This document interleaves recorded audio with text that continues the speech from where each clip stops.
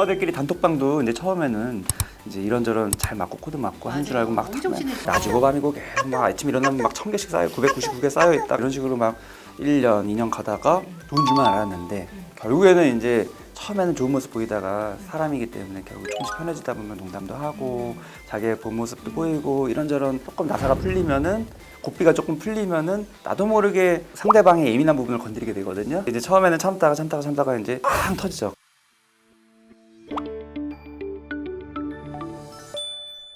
항상 이제 엄마분들이나 뭐 주변에서 물어보는 게 어떻게 하면 화를 내지 않을까? 어떻게 하면 내 감정을 잘 추스릴까? 화나는 순간에 어떻게 하면 이 화를 가라앉힐까에 포커스를 항상 둬요. 그렇죠. 근데 화를 안 내는 게 중요한 게 아니라 평상시에 감정이 나도 모르게 쌓여 있는 거. 그게 중요한 거잖아요. 그러니까 터지는 거지 터지는 순간 자체에 집중할 필요가 없고 평상시에 내 감정 관리를 잘하는 게 진짜 중요한데 다들 어떻게 보면은 우선은 이제 급하니까 미봉책에만 집착하는 네, 미봉책에만 집착하는 거죠. 평상시가 돼야지 그 순간에도 되는 거고 더 중요한 거는 이제 항상 2단계가 있는 것 같아요. 우선 아이한테 이제 화를 내는 그 순간에도 힘들지만 더 힘들게 하는 거는 이런 나를 바라보는 나의 힘듦이 자괴감이 맞아요. 진짜 힘든 거잖아요. 그래서 최소한 자괴감에 너무 빠지지만 않아도 오히려 회복이 잘 되고 자괴감으로 빠져들기 시작하면 오히려 더 악순환으로 이제 계속 빠져드는 것 같아요. 부모도 사람이기 때문에 완벽한 존재가 아니기 때문에 신체적으로도 그렇고 어떤 감정적으로도 그렇고 근데 모성애가 있는 부모라면 아이를 사랑한다면 신체적으로도 한계를 극복해야 되고 심리적으로도 한계를 극복해야 한다는 그런 높은 기대치와 기준이 사회적으로 형성되어 있고 이미 오랫동안 개인도 누가 나한테 그런 얘기를 하지 않더라도 이미 엄마가 되는 순간에 그런 고정관념을 가지고 시작되는 것 같아요. 포커스가 자기를 둬야 된다는 게 자기가 문제였다라는 그런 자기 탓을 하라는 게 아니더라고요. 자기가 자기의 이런 감정을 수용하지 못했던 거를 꺼내서 수용하는 과정이 필요한 거예요. 주변 엄마들도 이런 경우들이 너무 많잖아요. 주변 엄마들이 나를 불편하게 하는 행동들을 굉장히 많이 한다고 많은 분들이 얘기를 하시는데 알고 보면 나의 문제일 때도 굉장히 많거든요. 네, 이것도 똑같은데 결국에는 공통점이 뭐냐면은 내 내부에 있는 갈등을 내 외부에서 터지는 걸로 발견하게 되는 거예요. 엄마가 되다 보면은 엄마들 커뮤니티가 형성이 많이 되죠. 많이 되죠. 문화센터, 어린이집, 유치원, 초등학교, 중학교 문화센터부터 시작인 것 같아요. 쫙 하죠. 산후조리원 모임부터 이제 시작하는 경우도 많고. 그런데 이게 이제 되게 독특한 면이 있는 것 같아요. 이전의 관계들은 내가 선택할 수 있고 원하지 않으면 또 언제든지 내 마음대로 쿨하게 접을 수도 있었던 관계지만 아이를 중심에 둔 관계들은 내 마음대로 이렇게 편하게 할 수가 없잖아요. 없죠.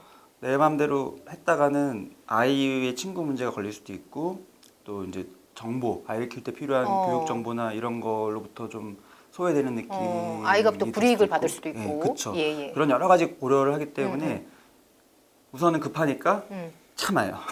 똑같이 참다가 결국에는 빵 터지죠. 그래서 엄마들끼리 단톡방도 이제 처음에는 이제 이런저런 잘 맞고 코드 맞고 하는 줄 알고 막 엄청 친해지죠. 낮이고 밤이고 계속 막 아침 일어나면 막 1000개씩 쌓여 999개 쌓여 있다가 이런 식으로 막 1년, 2년 가다가 좋은 줄만 알았는데 결국에는 이제 처음에는 좋은 모습 보이다가 사람이기 때문에 결국 조금씩 편해지다 보면 농담도 하고 자기의 본 모습도 보이고 이런저런 조금 나사가 풀리면은 고삐가 조금 풀리면은 나도 모르게 상대방의 예민한 부분을 건드리게 되거든요. 근데 이제 처음에는 참다가 이제 빵 터지죠. 그래서 그 엄마도 당황하지만 진짜 당황하고 자괴감 느끼는 건 터진 자신이죠. 그래서 심지어는 전학을 가는 걸 고려하는 분도 있어요. 그리고 이분하고 불편하면 이분은 말고 또 다른 분으로 넘어가기도 하잖아요. 갈아타고 동네를 이사 가기도 하고. 근데 이게 외부에 있는 게 아니라 내 안에 있는 게 그 사람을 통해서 터지는 거기 때문에 이사를 가도 또 나타나고. 전학을 가도 그런 캐릭터가 있어요. 나를 터뜨리는. 맞아. 그 관계가 불편한 거군요. 네, 그게 불편한 거고 그 유형은 사람마다 다른 거죠. 사람마다 다른 그게 거여서 뭐 그분의 성격일 수도 있고 행동일 수도 네, 있고. 성격일 수도 있고 행동일 수도 있고 심지어 외모일 수도 있고 아. 가진 돈일 수도 있고 내 마음을 들여다보고 내가 수용하지 못했던 이런 부분들을 내가 받아들일 수 있는 기회로 삼으면 되게 좋아요. 아까 말씀드렸다시피 처음에는 오히려 너무 외롭고 예. 초반에는 저도 이제 전업육아 처음에 할 때 1년 정도 할 때는 너무 외롭고 만난 사람 없고 그래서 외로움이 힘들었고 맞아요. 이제 이게 종류가 다른 것 종류가 같아요. 달라요. 시기별로. 외롭고 이제 우울하고 지루하고 이런 쪽이었다가 예. 아이가 이제 좀 크면서는 이제 떼쓰고 말 안 듣고 하면서는 이제 내 분노, 맞아요. 분노와 분노. 또 자책감 이런 맞아요. 거였다가 그 다음에 이제 말씀하셨다시피 어떤 친정엄마의 관계로 있기도 하고 그 다음에 이제 계속되는 거는 이제 다른 엄마와의 관계. 예. 그 다음에 또 말 안 한 건 남편과의 관계도 똑같아요. 다. 남편과의 관계. 그것도 맞습니다. 역시 남편한테 문제가 있는 것처럼 이제 보통 생각이 되죠. 예. 근데 맨 처음에 발달은 육아를 누가 하느냐 뭐 이런 걸로 시작했다가 네네. 폭발하는 거죠. 또 네, 좀 네. 있으면. 그게 이제 육아를 같이 하고 물론 그러면은 터질 확률이 적을 수도 있고 그럴 수도 있지만 그게 근본적인 갈등의 원인은 아닌 것 같아요. 잘 들여다보면은 표면적인 트리거가 되긴 하지만 근본적인 남편의 이런 행동이 내가 터지는 이유는 역시 내 마음 안에 있는 게 되게 많아요. 네, 예를 맞아요. 들어서 우리 애가 요즘에 이제 다른 애들 보니까 학원도 다니고 이런 하고 중요한 것 같고 뭐 이런저런 얘기를 딱 했었을 때 남편이 그거 다 필요 없어 이렇게 그냥 딱 잘라버릴 때 내 마음속에서는 뭐 아빠가 교육에 관심이 없다 이렇게 단순하게 작용하는 게 아니라 남편은 나의 말에 귀를 기울이지 않고 무시하고 내가 이렇게 관심 가지고 진지하게 고민하고 있는 영역을 남편은 한 큐 잘라버리고 그거 다 필요 없어 하는 이렇게 잘라버리는 거는 나랑 이 얘기를 하기 싫고 거기서 끝나는 게 아니라 나 자체와 뭔가 감정적인 교감이나 소통을 하기 싫어하는구나. 나를 존중하지 않는구나까지 네, 넘어가는 이렇게 막 거죠. 산으로 가요. 그러면은 결국에는 그냥 단순하게 남편은 얘기했는데 내 마음은 이렇게 커져 있죠. 맞아요. 그래서 이제 맞아요. 확 터트리는 거고 그럼 남편은 뭘 잘못했는지 모르는 거죠.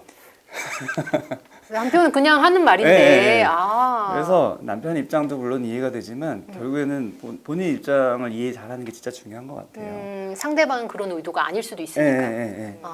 남편분들의 마음을 잘 들어봐도 내가 뭔가 조금 이렇게 했었을 때 그거 가지고 과민한 게 자꾸 반복되다 보면은 남자도 이제 사람이기 때문에 똑같은 사람이기 때문에 이 반감이 생겨요. 그래서 더 막 나가나. 더 건드리고 싶은 그런 게 있어요. 더 그래서 이걸 이게 악순환 되는 거죠. 그래서 선순환 시키려면은 포커스를 외부에 두지 않고 내부에 두는 거. 이게 내 탓으로 여긴다라는 관점을 가지면 내부에 두기 되게 싫거든요. 그게 아니라 내 마음의 관심을 가지고 이걸 다루는 게 근본적인 해결을 하는 과정이다라는 이 인식을 하는 게 진짜 중요하거든요. 이게 원장님 자존감하고도 연관이 될까요? 다 연관이 자존감이 돼요. 네. 부족하면 이게 더 드러나는 건가요? 자존감이 부족하면 더 드러나기도 해요. 그래서 보통 엄마분들이 이게 많이 드러나는 이유가 쌓였다가 터지는 게 물론 있지만 쌓여도 안 터지는 사람도 있거든요. 그냥 쌓인 채로 수면 아래 두고 그냥 어느 정도 사는 분들도 있는데 엄마분들이 유독 많이 터지는 이유는 내 마음이 초점이 평상시에 내가 엄마 되기 전에 살 때는 그래도 물론 다른 사람 신경 쓰고 뭐 부모님 신경 쓰지만 그래도 내 마음에 신경을 썼어요.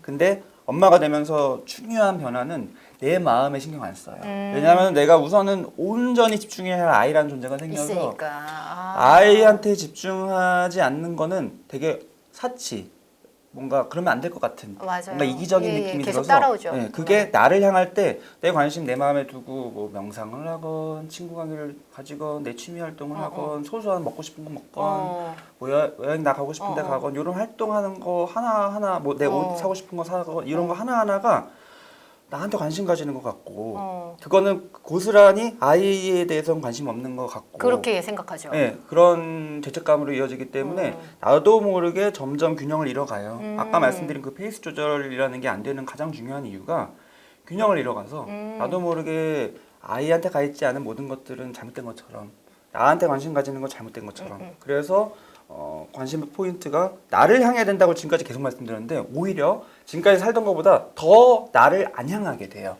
그게 자존감에 직결돼요. 왜냐면은 자존감의 정의가 가장 중요한 자존감의 정의가 뭐냐면은 나를 바라보는 내 관점이 나 스스로 바라보는 게 아니라 외부에 의해서 바라보는 게 자존감이 낮은 거거든요. 예. 타인의 시선으로 나를 찾는 거군요. 타인의 시선으로 나를 보는 게 자존감이 낮아지는 거고, 타인과 상관없이, 외부와 상관없이 그냥 내가 나를 어떻게 보는지, 그게 자존감이 안정된 거거든요. 근데 엄마가 되면서 이런 이유 때문에 자존감이 낮아지죠. 그러다 보면은 외부의 요인에 의해서 더 많이 흔들려요. 그러니까 외부에서 누가 어떤 말 했었을 때 그게 더 나를 힘들게 하고 더 터뜨릴 수 있는 거예요. 그럼 원장님, 아이를 향하는 게 아니라 나를 향하는 거, 내가 뭐 좋은 명상을 하거나 나를 위한 힐링을 하거나 이런 거를 더 즐겨야 된다는 말씀이신 건가요?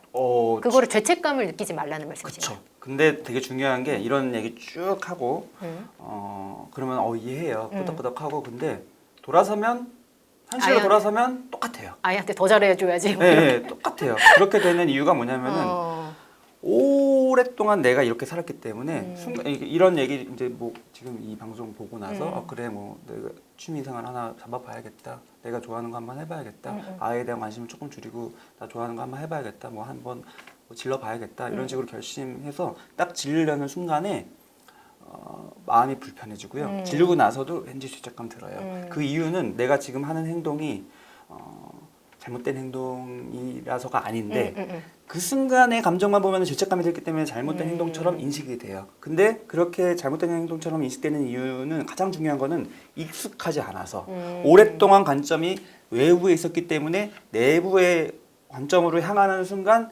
익숙하지가 않고 이건 뭔가 잘못되는 것 같은 느낌이 들어요. 사람은 되게 중요한 게 뭔가 이렇게 쭉 가던 길을 가려는 그 성질이 있거든요. 항상성 같은 게 있어서 거기서부터 벗어났을 때 되게 이질감을 느껴요. 그래서 다시 원래대로 돌아오려고 하거든요. 근데 그 불편감을 느낀다는 게 문제가 아니에요. 저는 원장님 뵈면 원장님이 워낙 많은 엄마들을 또 상담을 해주시니까 꼭 드리고 싶었던 질문이, 이게 어떻게 보면 우문일 수도 있겠지만, 좋은 엄마, 원장님이 생각했었을 때 좋은 엄마는 누구일지가 굉장히 궁금했었거든요. 이제 그냥 한 단어로 표현을 우선 하자면은 자연스러운 엄마예요.